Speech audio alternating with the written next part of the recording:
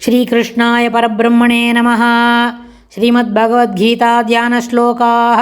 नमोऽस्तु ते व्यासविशालबुद्धे पुल्लारविन्दायतपत्रनेत्र येन त्वया भारततैलपूर्णः प्रज्वालितो ज्ञानमयप्रदीपः प्रपन्नपारिजाताय स्तोत्रवेत्रैकपाणये ज्ञानमुद्राय कृष्णाय गीतामृतदुहे नमः।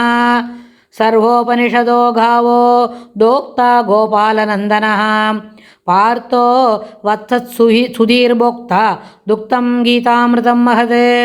वसुदेवसुदं देवं कंसचाणूरमर्दनं देवकी परमानन्दं कृष्णं वन्दे जगद्गुरुम्। அடுத்தது 19வது ஸ்லோகம் விபூதி யோகத்தில்.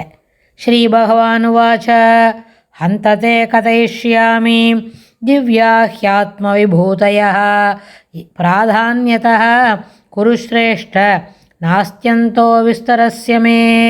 பெருமாள் என்ன சொல்கிறார்? அர்ஜுன இத்தனை கேள்வி கேட்டான் இல்லையா, உங்களை பற்றியே சொல்லுங்கோ, எனக்கு திருப்பி திருப்பி கேட்கணுன்னு ஆசையாக இருக்குது, காதால் பருகிற அமிர்தம் திருப்தியை அளிக்கலை, இன்னும் கொஞ்சம் சொல்லுங்கோ அப்படின்னு அர்ஜுனன் கேட்டான் கடைசியாக. உடனே பெருமாள் என்ன சொல்கிறார்? அவனை கூப்பிட்றார். ஹந்ததே கதைஷ்யாமி, இதை இப்போ சொல்கிறேன்ப்பா உனக்கு அப்படின்னு. குருஸ்ரேஷ்ட, குரு குலத்தில் பிறந்தவனே சிரேஷ்டமானவனே, குருகுலத்தில் பிறந்தவனே சிரேஷ்டமானவனே, குரு வம்சம். அதனால தான் அவளுக்கெல்லாம் கௌரவர்னு பேர். அந்த கௌரவரோட கூட இருக்காதான் இவாள்லாம் சித்தப்பா பசங்க பெரியப்பா பசங்க, அவ்வளோதான். இருந்தாலும் நன்று ஹந்த அப்படின்னு சொல்கிறார். குருஸ்ரேஷ்டா, ரொம்ப நல்லது, நீ கேட்ட மாதிரியே உனக்கு சொல்கிறேன். உனக்கு திவ்யாஹ்யாத்ம விபூதயா, திவ்யா ஆத்ம விபூதயா. திவ்யம் என்ன சொன்னால் இந்த இடத்துல நான் அழகுன்னு ஒன்று, தெய்வத்தன்மை பொருந்தியது, தெய்வத்தன்மையோடு விளங்கக்கூடியது அப்படின்னு கூட ஒரு பொருள் எடுத்துக்கலாம்.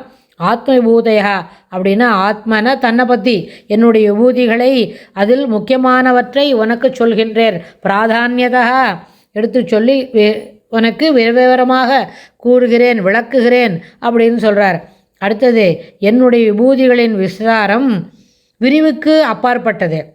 பெருமாளோட அவருடைய விபூதிகளை பற்றி ஒன்று ஒன்றா வரிசையாக சொல்லிகிட்டே வந்தால் சொல்லிகிட்டே இருக்கலாம். அதுக்கு முடிவு அப்படின்றது கிடையவே கிடையாது. அதனால் முடிவுன்றதே இல்லை. எல்லாத்துலேயுமே சுவாமியோட ஒரு அம்சம் இங்கே இருந்துகிட்டே இருக்குது. அதனால் விஸ்தாரத்துக்கு அதிகம் போட்டதால், அதற்கு எல்லையே இல்லாததால், அதில் எது முக்கியமோ அதை பற்றி சொல்கிறேன். இதற்கு இது எல்லைக்கு அப்பாற்பட்டதென்றோ அப்படின்னு பெருமாளை கேட்டுக்கிறார். எடுத்து கூறுகிறேன், என்னுடைய விபூதிகளின் விஸ்தாரம் விரிவு அது என்ன பண்ணும், அது எல்லைக்கு அப்பாற்பட்டதென்றோ அப்படின்னு சொல்லி கேட்டுக்கிறார் முதல் ஸ்லோகத்தில். அதாவது பெருமாளோட விபூதியை தொடர்ந்து சொல்ல ஆரம்பித்தா சொல்லிகிட்டே இருக்கலாம். அது எப்பொழுதும் தொடர்ந்து கொண்டே இருக்கும். ஒரு நாளும் புது புது அளவில் இல்லை. சொல்கிற விஷயத்தையே மீண்டும் மீண்டும் கேட்டாலும் அர்ஜுனன் சொன்ன மாதிரி காதால் பருகக்கூடிய அமிர்தத்தின் அளவு எனக்கு திருப்தி அளிக்கவில்லை, இன்னும் விரிவாக சொல்ல வேண்டும் அப்படின்னு கேட்டுட்டா இல்லையா. அதே வார்த்தையை தான் பெருமாள் திருப்பி அவங்ககிட்ட மாற்றி கேட்குறார். அது விரிவுக்கு அஞ்சு சொல்ல முடியாது இல்லவோ, நிறைய இருக்குமோன்னோ அப்படின்னு கேட்குறார் இந்த ஸ்லோகத்தில். அடுத்த ஸ்லோகத்தில் என்ன சொல்கிறாருன்னு பார்க்கலாம். ஸ்ரீ கிருஷ்ணாய துப்யம் நமஹ.